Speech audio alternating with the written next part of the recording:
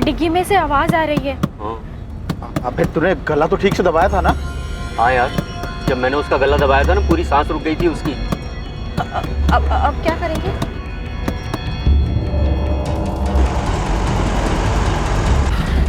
राशिद, तू एक काम कर, गाड़ी ना यहाँ से अंदर दबा ले, झाड़ी के अंदर ले ले। आगे पुलिस की चेकिंग मिल गई ना तो खाम में प्रॉब्लम हो जाएगी यार। ठीक है भाई। वीएस पुलिस स्टेशन फौरन बीट नंबर 14 को रिपोर्ट करो। आरे में एक अज्ञात औरत की बॉडी मिली है। बीट नंबर 14 आरे कॉलोनी वीएस पुलिस स्टेशन तुरंत रिपोर्ट करें।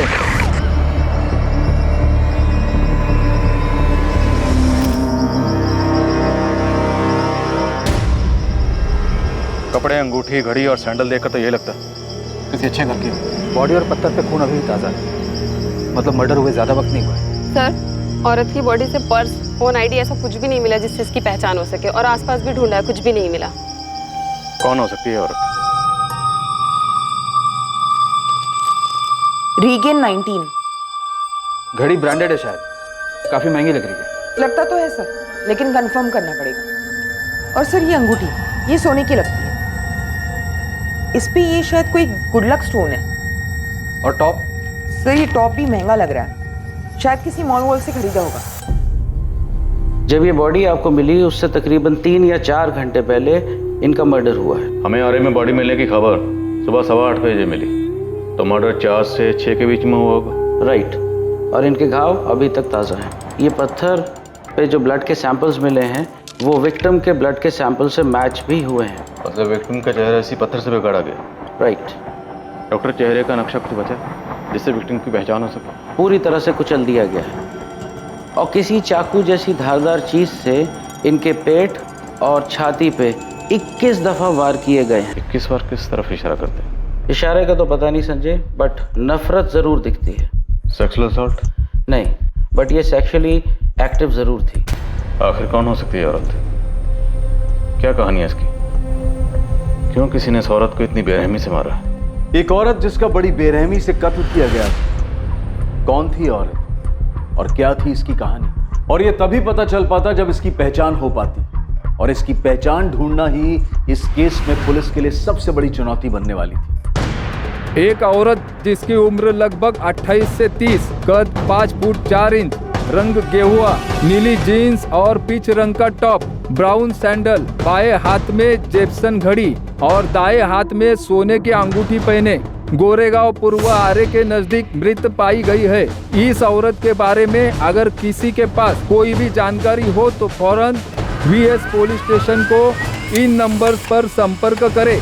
औरत को गायब हुए 2 दिन से ज्यादा हो गए, लेकिन कोई रिपोर्ट नहीं लिखवाई गई। कुलकर्णी, आरे के आसपास पता की, शायद कोई औरत गायब हो, रिपोर्ट ना लिखवाई गई।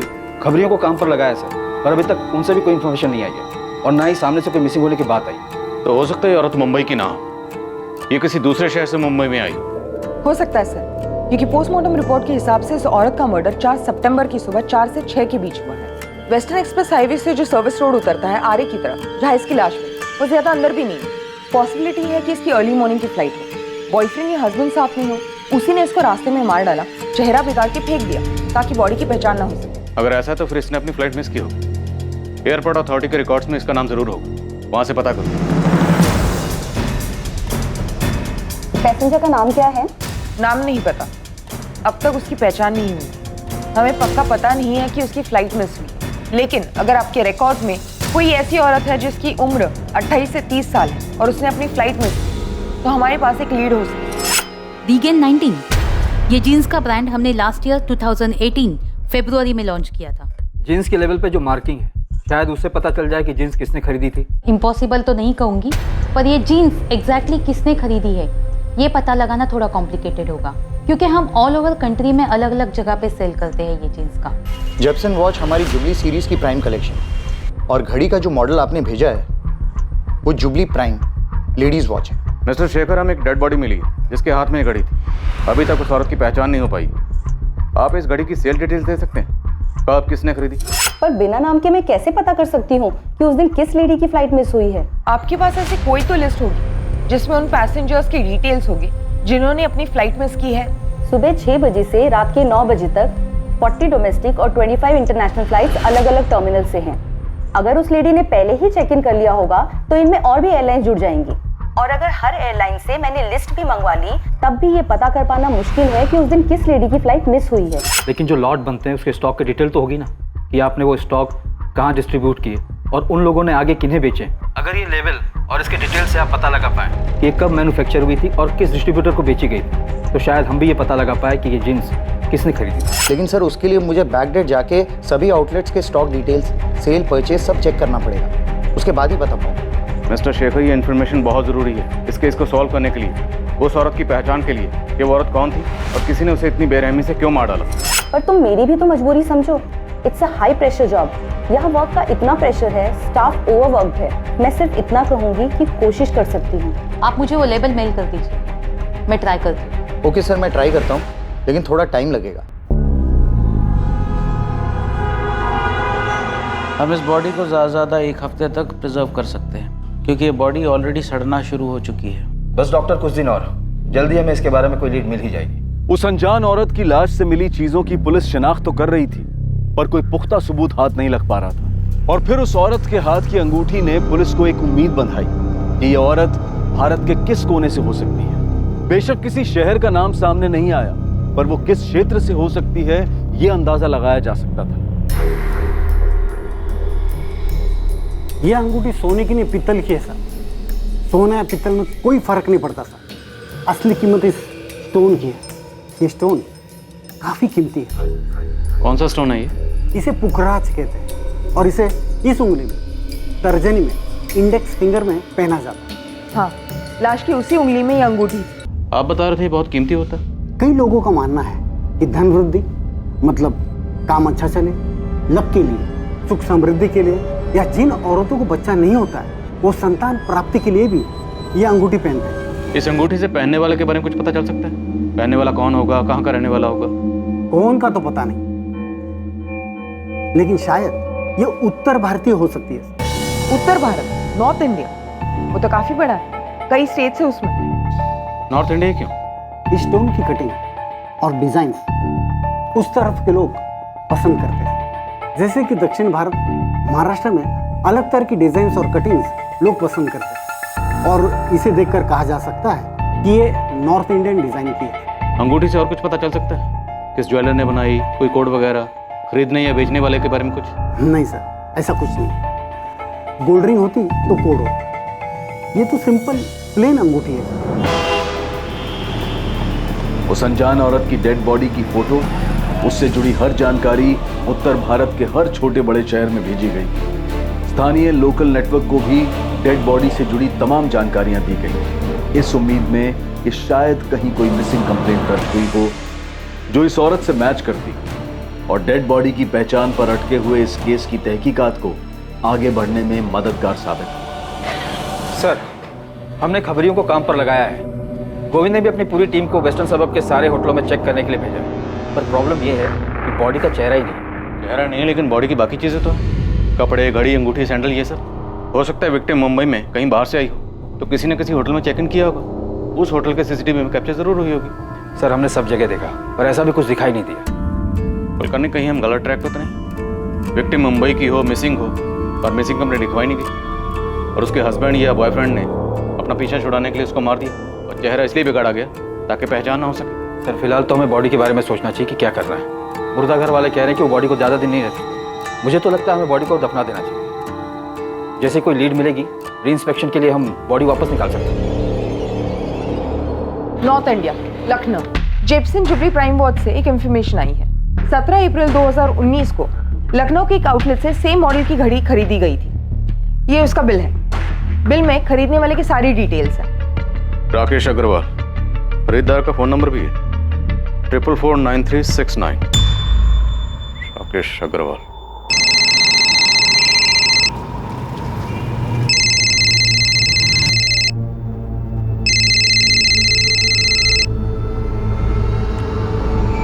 हेलो, राकेश अग्रवाल जी बोल रहा हूँ।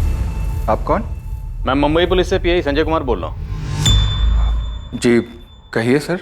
राकेश जी, आपने 17 अप्रैल 2019 को एसके मॉल में जेप्सन वॉच के आउटलेट से जेप्सन जुबली प्राइम वॉच खरीदी थी। हाँ तो?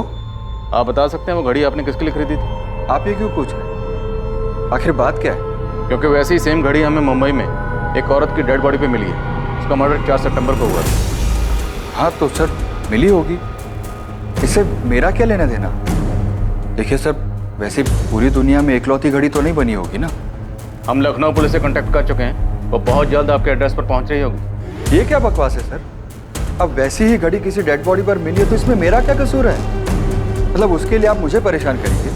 हम सिर्फ ये जानना चाहते हैं कि वो घड़ी आपने किसके लिए खरीदी थी? सर मैंने अपनी वाइफ के लिए खरीदी थी। ये उसका बर्थडे गिफ्ट था। 20 अप्रैल को उसका बर्थडे होता है तो इसलिए मैंने 17 अप्रैल को खरीदा था। क्या नाम है आपकी वाइफ का और इस वक्त कहाँ है? प्रिया अग्रवाल। वो किचन में है और मेरा लंच पैक कर रही है।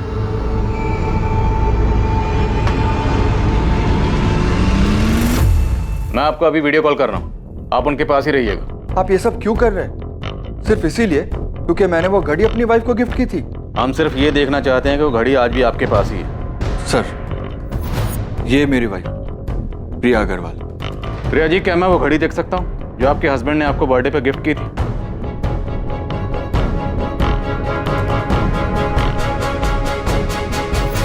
इतना काफी है या और कुछ देखना है आपको, जिससे आपको और तसल्ली हो जाए? पैन कार्ड, आधार कार्ड, राशन कार्ड या और कुछ? सर, लखनऊ पुलिस ने कंफर्म किया है कि वो औरत राकेश अग्रवाल की पत्नी प्रिया अग्रवाल ही है। उन्होंने पड़ोसियों से भी पूछताछ की और डॉक्यूमेंट्स वगैरह भी चेक किए। सर आपने मुझे जो कोड दिया था उसके मुताबिक हमारे रिकॉर्ड्स में ये घड़ी राकेश अग्रवाल ने ही खरीदी थी लखनऊ में। फिर भी आपको लगता है कोई गलती हो गई है तो मैं फिर से चेक करता हूँ। लेकिन मिस्टर शेखर, मैंने आपको घड़ी का बैच नंबर, बाकी सारी डिटेल्स भेजी हैं। ऐसा कैसे हो सकता है? हो सकता है मैन्युफैक्चरिंग में कोडिंग के समय सीरियल नंबर में कुछ मिक्सअप हो गया हो। आप मुझे थोड़ा समय दीजिए, मैं फिर से चेक करता हूँ। रीगन 19 जींस की कंपनी की तरफ से अभी तक कोई जवाब नहीं आया। पूछने पर यही कह रहे हैं कि कोशिश कर रहे हैं। सर एयरलाइन से भी पता चल पाना मुश्किल है। हम हर रोज कॉल कर रहे हैं लेकिन उन पे भी काम का प्रेशर है। ऐसा कैसे हो सकता है? एक औरत गायब है लेकिन उसका पता लगाने वाला कोई भी नहीं। क्या उसकी फैमिली, रिश्तेदार, दोस्त कोई भी नहीं जो ये पता लगाना चाहे कि औरत कहाँ चली गई? The number you have called is currently switched off. Sheila, Radhika का फोन अभी भी स्विच ऑफ आ रहा है। पुलिस क्या कह रही है? वो तो कह रही ढूंढ रही है, पर राधिका अचानक ऐसे कहाँ चली गई?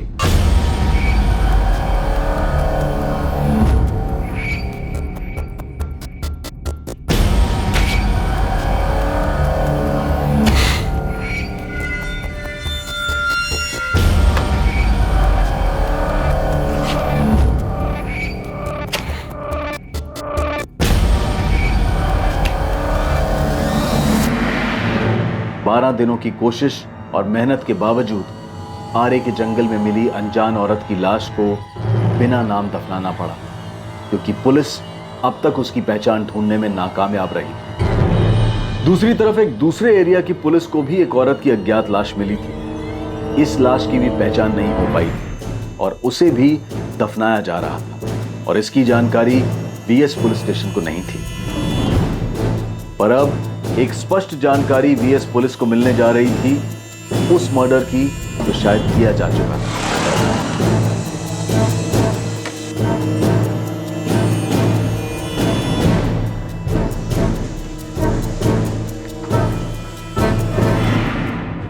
आसिफ मोहम्मद नाम है साहब उसका, मलाड वेस्ट में रहता है। उसको उठाइए, आपको सब कुछ मालूम पड़ जाएगा।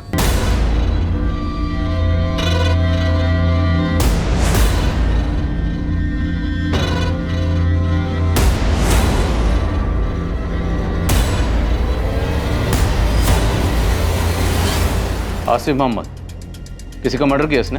अपनी बीवी मरियम मोहम्मद का। सस्पेंस मत बढ़ा गोविंद, साफ साफ बोल। साहब, इसकी बीवी 3 सितंबर से गायब है। मतलब ये कि वो अपन लोगों को एड़ा बना रहा है। आरे में जो औरत का डेड बॉडी मिला है ना, उसका हुलिया इसी ने चेंज किया ताकि पुलिस को लगे कि ये किसी अच्छे घर की औरत है और पुलिस का ध्यान इस आसिफ पे जाए ही नहीं। चल, आसिफ मोहम्मद का एड्रेस है, देखते हैं इतना सही है तेरा टिप।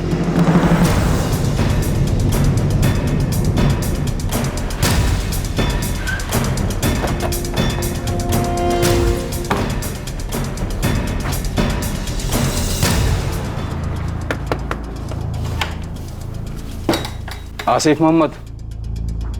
मैं ही हूँ साहब। क्या हुआ? तेरी बीवी मरियम मोहम्मद कहाँ है?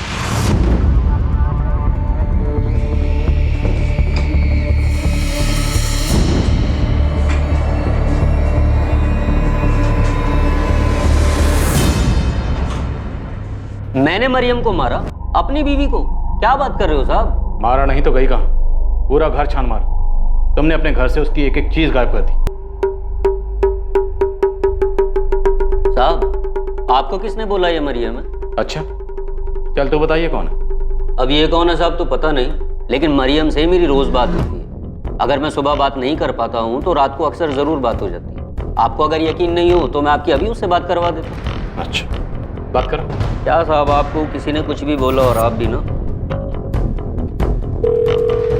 लो साहब घंटी जा रही है, आप खुद ही बात कर लो, आपको यकीन। सलाम वालेकुम, कैसे हैं आप कौन बोल रही हैं? पहले आप बताइए, आप कौन बोल रहे हैं? ये तो मेरे शौहर आसिफ का नंबर है, आपके पास कैसे आया? मैं मुंबई पुलिस से इंस्पेक्टर संजय शर्मा बोल रहा हूँ। इंस्पेक्टर?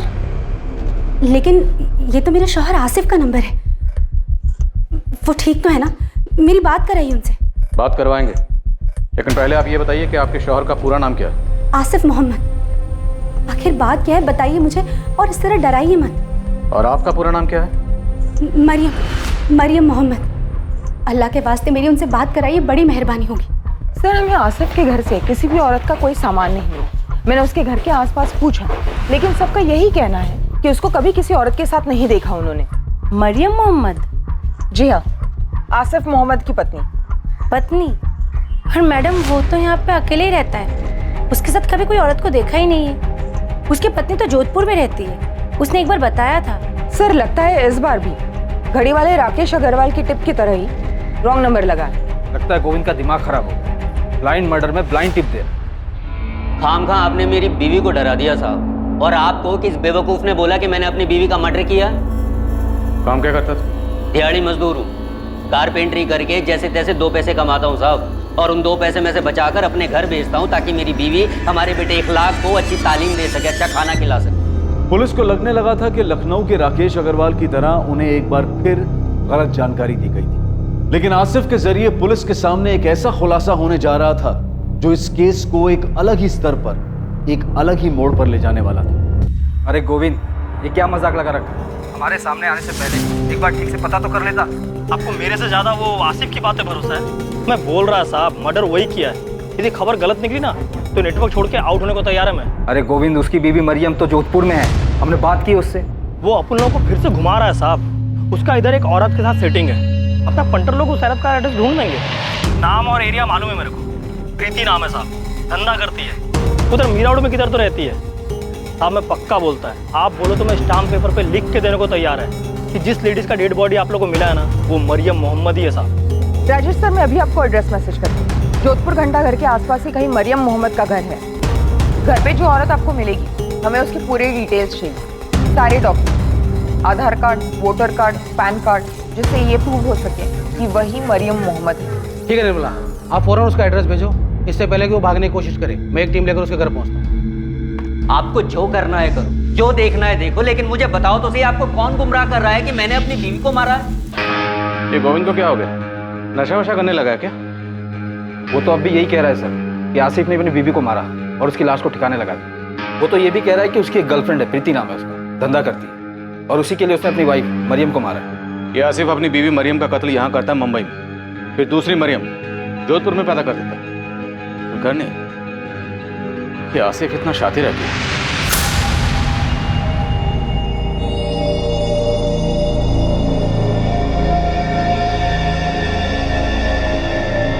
ये क्या नाटक चल रहा है साहब? पहले मुंबई पुलिस आसिफ के नंबर से मुझे फोन करती है, और अब आप लोग आकर दुनिया भर के सवाल जवाब कर रहे हैं। मैंने कहा ना कि मैं ही मरियम मोहम्मद हूँ, और ये मेरा और आसिफ का बेटा इखलाक मोहम्मद है। तो आपके पास आपका कोई आधार कार्ड या वोटर आईडी तो होगा, दिखाइए। क्यों दिखाऊं?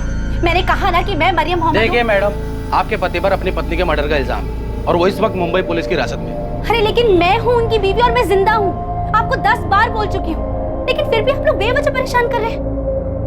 रुकिए, अभी लेकर आते हैं। ये लीजिए। इतना काफी है कि और सबूत चाहिए आपको? हमारे निकाह को 7 साल हो गए और 5 साल का हमारा बेटा है, और हम कहीं बाहर से नहीं आए, यही जोधपुर से हैं। चाहिए तो मोहल्ले वालों को जाके पूछ सकते हैं। और हाँ, 4 घर छोड़ के आसिफ के अम्मी और अब्बू रहते हैं। सुबह से परेशान कर दिया आप लोगों ने हमें।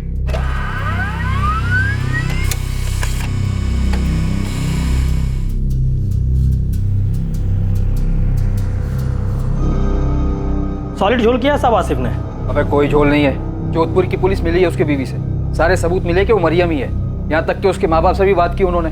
हो ही नहीं सकता साहब, मैं 100% बोलता है झोल किया बोल के। अब मालूम नहीं उसने ये मरियम कब पैदा किया। मैडम, आप आसिफ के घर के आजू बाजू से पूछा क्या? हाँ, सबका यही कहना है कि कभी किसी ने उसको किसी औरत के साथ नहीं देखा। कैसे देखेंगे मैडम, मलाड में तो ये 5 सितंबर से रहने आया है, ये उसका दूसरा घर है। डल्ला है साहब आसिफ, पूरा धंधा काशी मीरा चलाता है। ये उसके मीरा रोड के घर का एड्रेस, जहाँ किसी ने भी इसे 4 सितंबर से नहीं देखा है। यहाँ अपनी बीवी के साथ रहता है। 2-4 और लेडीज़ लोग भी है जिसको धंधे पे लगाया है। उसी में से प्रीति नाम की एक लड़की है जो उसकी एकदम खास है, और उसी के चक्कर में उसने मरियम का मर्डर किया। ये प्रीति भी उधर काशी मीरा में ही रहती है। ये उसके घर का एड्रेस, और ये पूरा खबर अपना उस्मान लेकर आया। तब उस्मान ने प्रीति पे नज़र रखा हुआ था। मैं क्या बोलता है साहब, आप लोग इस प्रीति को उठाइए, और साथ में ना आसिफ के दोस्त राशिद को भी, ड्राइवर है, टैक्सी चलाता है, उसी की गाड़ी में ये लोग बॉडी को ठिकाने लगाने लेके गए थे।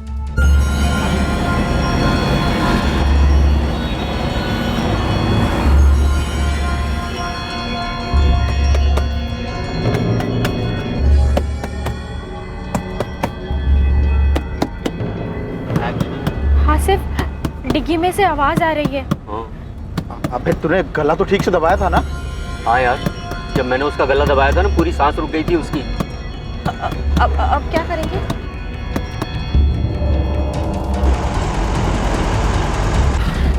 राशिद तू एक काम कर, गाड़ी ना यहाँ से अंदर दबा ले, झाड़ी के अंदर ले ले। आगे पुलिस की चेकिंग मिल गई ना तो खाम में प्रॉब्लम हो जाएगी यार। ठीक है भाई।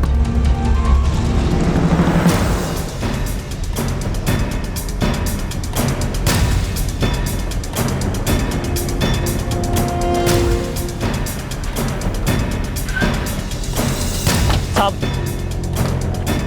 ये है, ये राशिद का घर।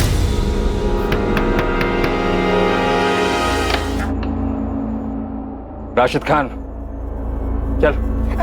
मैडम छोड़िए, मैडम कहाँ लेके जा रही है मेरे को? आसिफ मोहम्मद से मिल पानी, इंतजार कर रहे हैं। अरे साहब मुझे कहाँ लेके जा रहे हो? साहब मेरी बात टैक्सी टो करवा के पुलिस स्टेशन चल। अरे साहब मेरी बात तो सुनो, साहब मेरे किए क्या? हाँ साहब, यही आसिफ मोहम्मद का घर था, यही रहता था वो। और साहब सबको मालूम है वो क्या काम करता था। सिर्फ वही नहीं, उसकी बीवी भी इस धंधे में उसके साथ थी। बहुत नकचड़ी औरत थी साहब, एक बार हमारी जिग भी हो गई थी उसके साथ। ये क्या बकवास कर रहे हो तुम लोग? हाँ, मैंने कभी तुम लोगों को धंधा करने के लिए बोला है? नहीं ना? ये शरीफों की रहने की जगह है। तू ना अपने गंदे धंधे अपने पति के साथ कहीं और जाके कर। पूरे मोहल्ले को गंदा कर रखा है तूने और तेरे पति ने। मुझे तो यहाँ कोई दिक्कत नहीं है, दिक्कत तो तुम लोगों को है। और बहुत ज्यादा गंदगी भी लगती है तो तुम लोग जाओ, मैं क्यों जाऊँ? हाँ, मैं तुम्हारे यहाँ झांकने के लिए आती हूँ, नहीं ना? ये उसकी बीवी है, मरियम मोहम्मद। नहीं तो ये उसकी बीवी नहीं है। नाम मरियम था कि क्या था क्या मालूम, ये तो झूठ भी बोल सकती है। यहाँ तो सब लोग उसको सबीना बुलाते थे। निकलो यहाँ से, फुरा। तो देख, ये औरत है ये।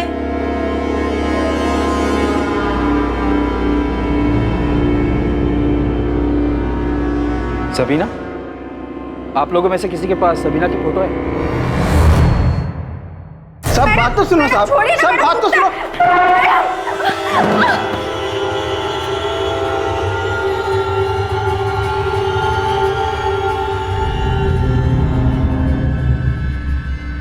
सबीना, काशी मीरा में यही नाम रखा था ना मरियम का?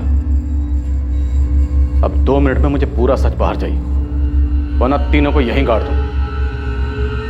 इसी को मार कर फेंका था ना आरे के जंगलों में? यही है ना तेरी बीवी? इसलिए मरियम मोहम्मद।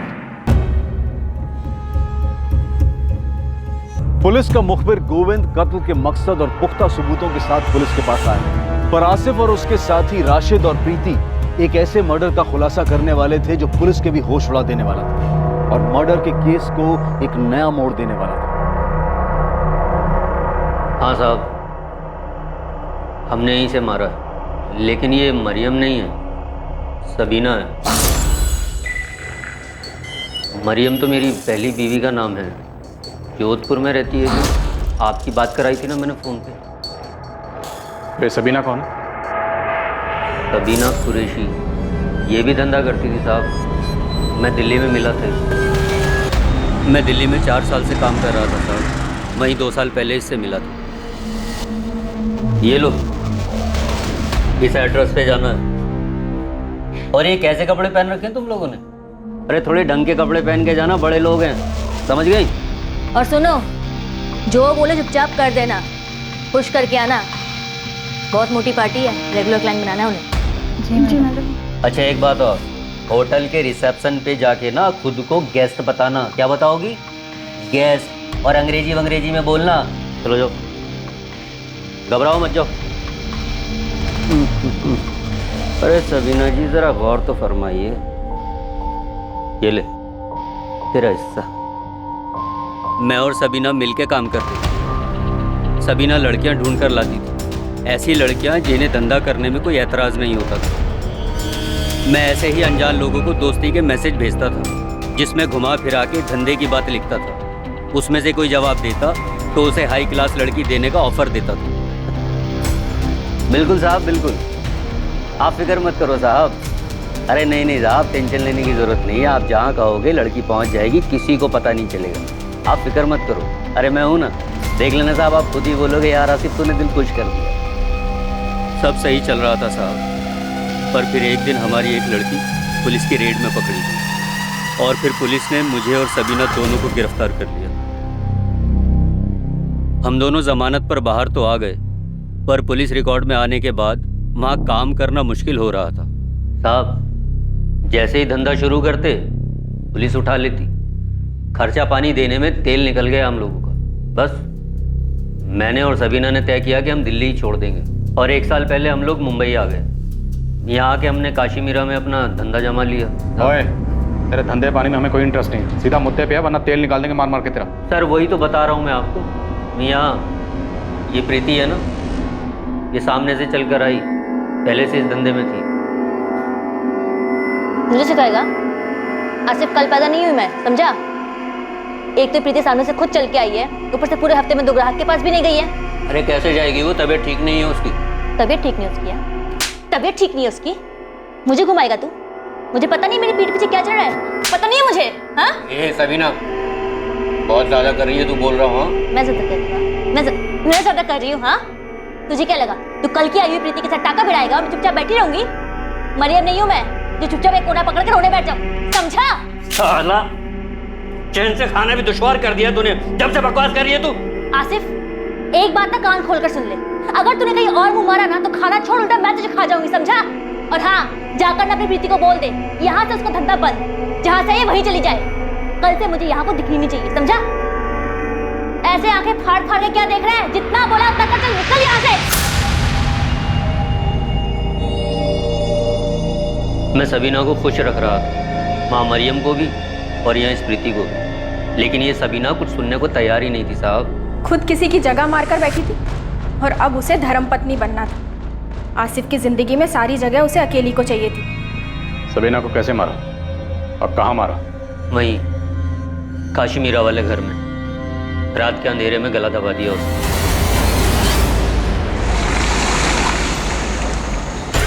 राशिद और प्रीति को सब प्लान पता था। ये दोनों राशिद की टैक्सी लेकर रात को मेरे घर आए और हम सबीना की बॉडी को ठिकाने लगाने निकले। उसकी सांस बंद हो चुकी थी तो मुझे लगा वो मर गई, पर वो मरी नहीं थी।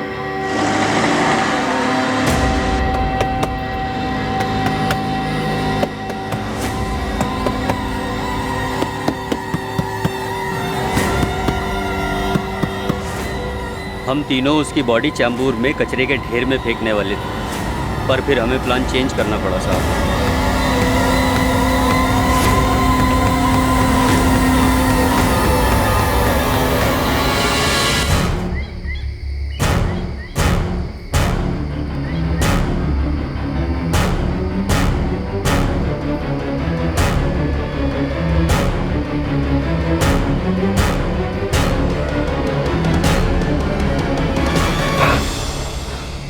आसिफ, इसका चेहरा बिगाड़ देते हैं, कोई पहचान नहीं पाएगा। वैसे भी इसके आगे पीछे कोई नहीं था, किसी को भी नहीं पता चलेगा कौन थी। साली को जाने दो बिना पहचान के।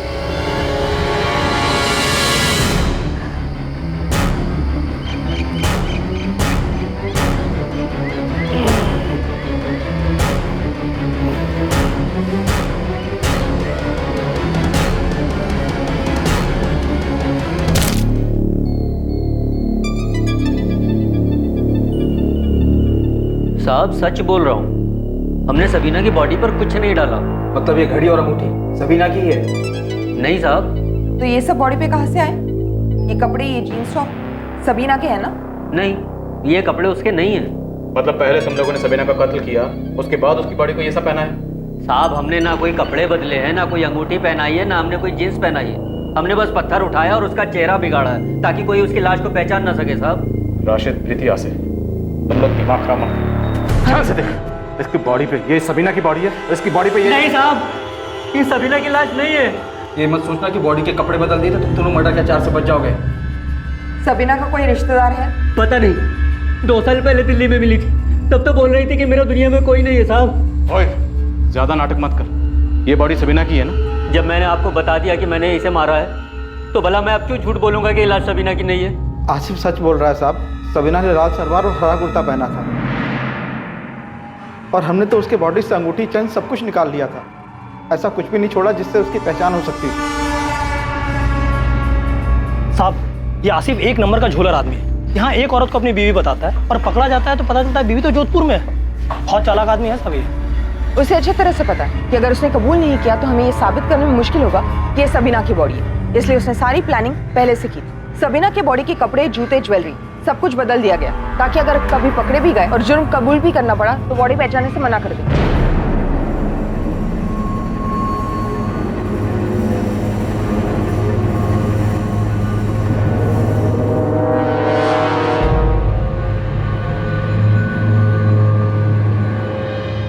डीएनए टेस्ट का तो सवाल ही नहीं उठता जब वो खुद बोल रहा है कि उसे पता नहीं कि सबीना कहाँ से थी, उसका परिवार है भी या नहीं। एक और तरीका है इससे सच उगलवाने का, इन तीनों को अलग अलग तोड़ दो।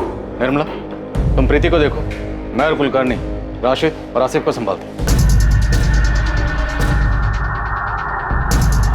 एक टीम आसिफ और राशिद को लेकर उस स्पॉट के लिए निकली जहां उन्होंने सबीना की लाश को फेंका था। दूसरी टीम क्राइम स्पॉट का पता लगाने के लिए प्रीति को लेकर अलग से निकली।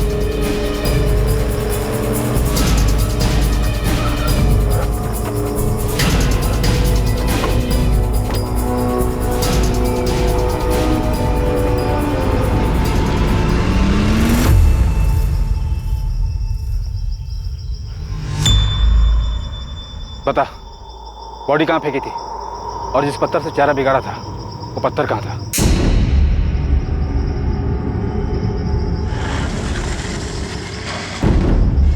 तुमने बॉडी यही फेंकी थी? हाँ मैडम, वो जो पेड़ है ना वो साइड में, पत्थर उसी के पास पड़ा था।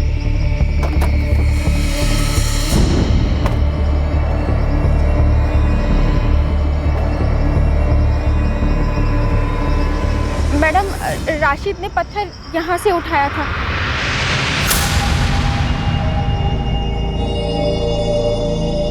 और सबीना की लाश यहाँ पड़ी। पक्का तुमने बॉडी यही फेंकी थी? हाँ मैडम। बता जल्दी, कहाँ फेंकी थी? साहब, हमने सबीना की लाश को यहाँ नहीं फेंका था साहब। यहाँ नहीं फेंका था तो कहाँ फेंका था? साहब, ये जगह तो गोरेगांव हाईवे से 2 मिनट की दूरी पर है।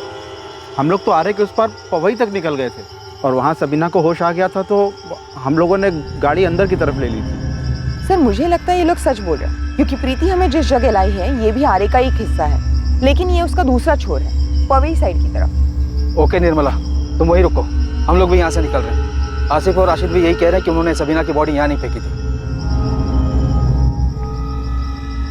चलो, जहाँ बोल रहे हो वहाँ चलो, देखते हैं क्या बताते हो तुम लोग। कहाँ फेंकी थी बॉडी तुम लोगों ने?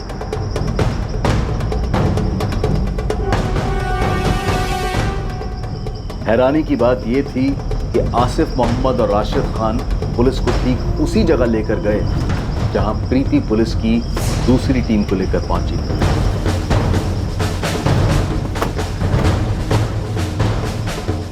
आइए साहब।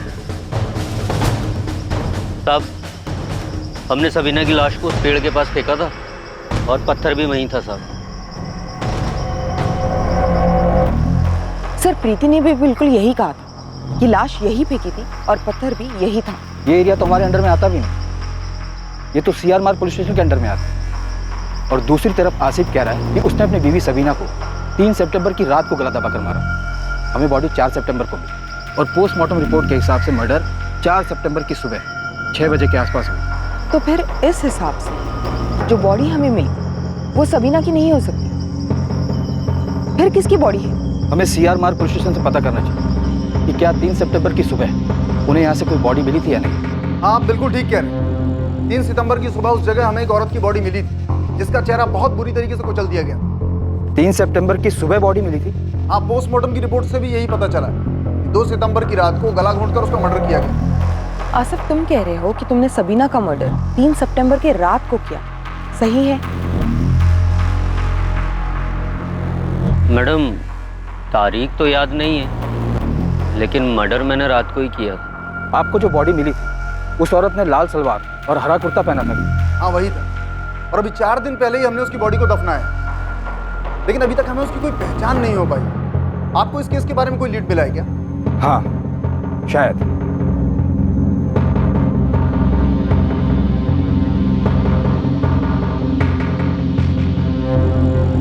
हाँ साहब, ये सबीना ही है।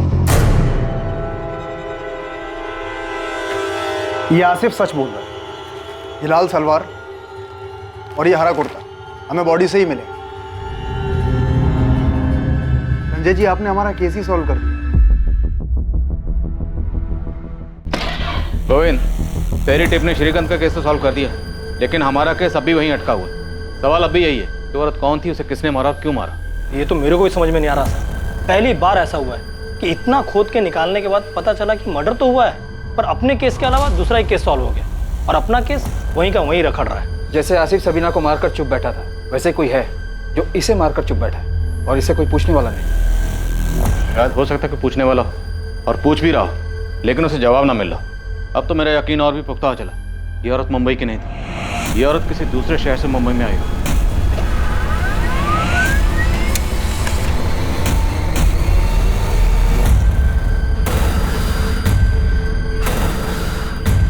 शीला, राधिका का फोन अभी भी स्विच ऑफ आ रहा है। पुलिस क्या कह रही है?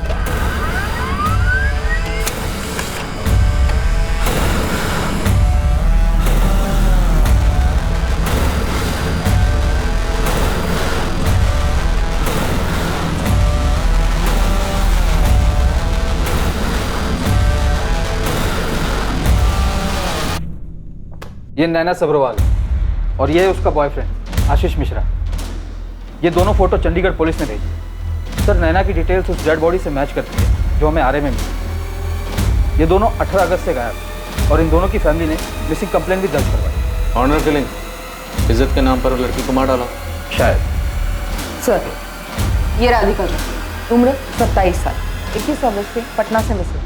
22 अगस्त को उसके पिता रमाकांत झा और माँ शीला झा ने मिसिंग कंप्लेंट लिखवाई थी पटना पुलिस में। इसके डिटेल्स भी बिल्कुल मैच करती है उस डेड बॉडी से जो हमें आरए में मिली। इसके पिता इसकी शादी करवाना चाहते थे, जिसकी वजह से राधिका का झगड़ा उसके पिता से हुआ और वह घर छोड़ के चली गई। उसके बाद से उसकी कोई खबर नहीं। ताज्जुब की बात यह है कि जो डेड बॉडी हमें मिली थी, अगर वो डेड बॉडी नैना सब्रवाल की थी, तो फिर उसका बॉयफ्रेंड आशीष कहाँ है? तो एक सवाल ये है कि राधिका झा पटना से मुंबई कैसे आई, किसके साथ आई, इसे किसने मार डाला और क्यों मार डाला? और अगर ये डेड बॉडी इन दोनों में से किसी की नहीं है, तो क्या हमें राधिका और नैना इन दोनों को भी ढूंढना चाहिए, जैसे हमने सबीना का पता लगा?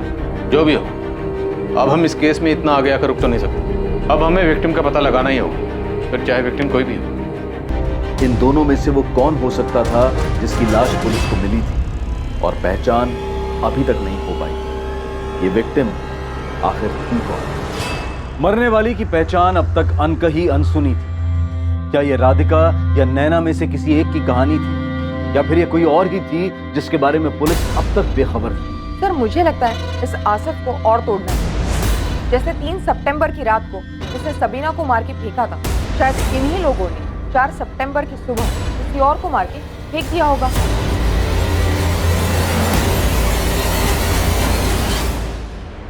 क्या वाकई में इस अज्ञात औरत की पहचान और उससे जुड़े सभी सवालों के जवाब के लिए सिर्फ आसिफ मोहम्मद जिम्मेदार था, या फिर कोई और था जो पुलिस की आंखों में धूल झोंक रहा था? राकेश, जो घड़ी तुमने मुझे मेरे बर्थडे पे गिफ्ट की थी, पुलिस फोन करके उस घड़ी के लिए इतने सवाल क्यों कर रही है? तुम क्या कहना चाहती हो प्रिया? तुम्हें लगता है कि वैसी घड़ी मैंने किसी और को भी गिफ्ट की है? की है क्या? एक तरफ एक अनजान पीड़ित औरत की लाश जमीन के नीचे दफन थी, और दूसरी तरफ जुर्म करने वाला अपराधी भी गुमनामी के पीछे छुप गया था। और ये गुमनामी पीड़ित की पहचान न हो पाने की वजह से पैदा हुई थी। वो पीड़ित जो खुद अपनी कहानी बयां नहीं कर सकती थी कि उसके ऊपर क्या बीती थी। तमाम तरह की मुश्किलों और चुनौतियों को पार करते हुए पुलिस ने ये केस कैसे हल किया, उस औरत, उस अज्ञात पीड़ित की पहचान करते हुए पुलिस कातिल और कत्ल के मकसद तक कैसे पहुंची, ये हम देखेंगे कल रात 11 बजे इस केस के दूसरे और आखिरी भाग में। अब मैं अनूप सोनी आपसे विदा लेता हूं और याद रखें, क्राइम और आपके बीच में सिर्फ इतना फर्क है कि आप कितने सतर्क हैं। सतर्क रहें, सुरक्षित रहें। जय हिंद।